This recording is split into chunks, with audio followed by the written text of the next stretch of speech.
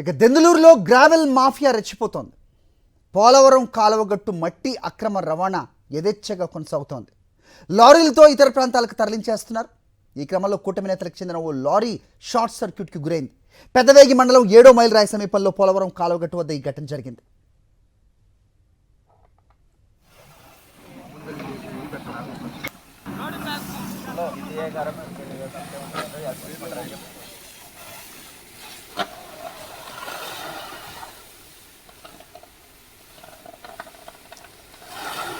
దెందులూరులో మాఫియాలకు తక్కువ ఏమీ లేదు, మనకు తెలిసిందే. సో ఇసుక దందా, ఇసుక రవాణా యథేచ్ఛగా ఏ రకంగా జరుగుతుంది, అడిగిన అధికారులపై మహిళలను కూడా చూడకుండా ఏ రకంగా దాడులు జరుగుతాయి అనేది గత 10 సంవత్సరాలుగా చూస్తున్నాం.